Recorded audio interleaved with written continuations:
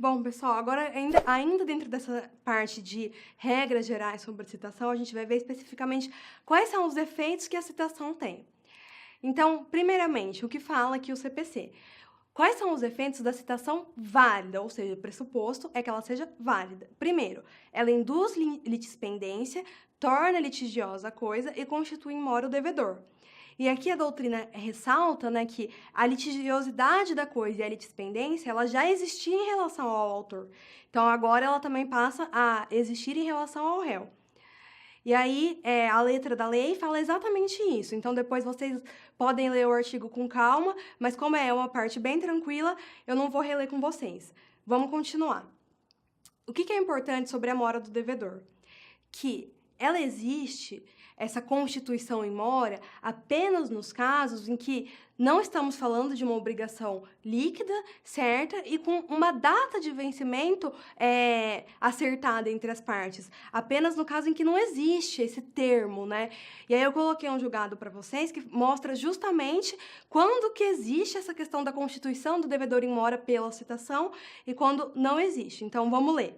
Embora juros contratuais, em regra, corram a partir da data de citação, no caso, contudo, de obrigação contratada como positiva e líquida, com vencimento certo, os juros moratórios correm a partir da data do vencimento da dívida e não da citação.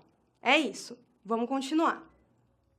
Qual que é um outro efeito muito importante da citação válida?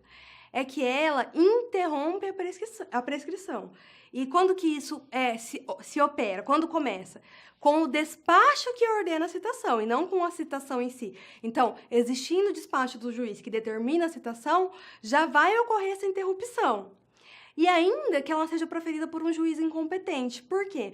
Porque o que importa é que o autor, ele manifestou o seu interesse, a sua pretensão em relação àquilo que vai ser discutido. Então, como a prescrição se relaciona justamente com esse fator, o que importa é que o autor manifestou o seu interesse. E aí, se eventualmente o juízo for incompetente, ele não vai influenciar nessa retroatividade, porque justamente o que mais importa é essa manifestação do autor. Então, justamente essa ideia que o parágrafo 1º traz. E aí, a súmula 106 do STJ, que a gente vai ver que depois agora se repete também na letra da lei, traz a ideia de que essa interrupção da prescrição existe justamente porque o autor ele não pode ser prejudicado por eventuais demoras, pela morosidade do Poder Judiciário. E também por isso é que ela retroage a data em que a ação foi proposta. Por quê? Porque às vezes pode demorar até que ocorra o despacho da citação, a citação e assim por diante. Então, justamente por o autor não ter uma responsabilidade sobre essa demora que ocorre esse efeito retroativo. E aí, para que ocorra realmente essa retroatividade do prazo prescricional, o parágrafo 2º ele traz uma exigência, que é qual exigência? Que o autor ele tem o prazo de 10 dias para adotar providências que sejam necessárias para viabilizar a citação. Então, se ele não adota essas providências no prazo trazido pela lei, significa que não vai ocorrer esse efeito de interrupção da prescrição.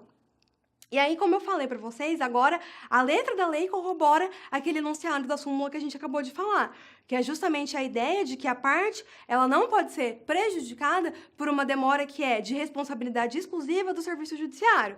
Então, justamente por isso, como a gente já cansou de falar, vamos retroagir a data de propositura da ação. E aí, o parágrafo 4º traz mais uma regra, que é qual? Que esse efeito retroativo, a data da propositura da ação, ele também vai se aplicar, além da prescrição, aos casos de decadência e outros prazos extintivos previstos em lei.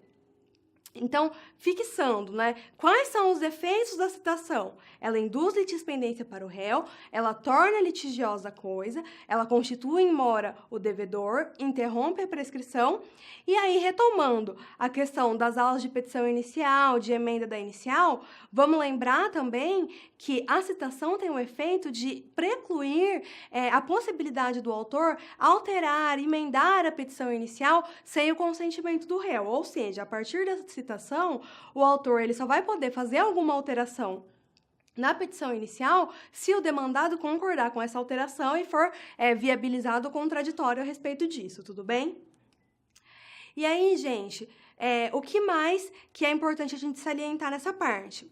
Que, como a gente já falou, existem algumas hipóteses em que o processo ele vai correr sem a citação, porque são casos em que não há prejuízo para o demandado, que são as hipóteses do indeferimento da inicial e da improcedência liminar do pedido. Então, nesses dois casos, como o réu não foi citado, o que vai acontecer? Quando transitar em julgado uma dessas decisões, o escrivão ou o chefe de secretaria, ele deve comunicar ao demandado o resultado desse julgamento. Então, apesar dele não ter sido citado, por não existir nenhum prejuízo nesse caso, ele tem que ter ciência do que aconteceu.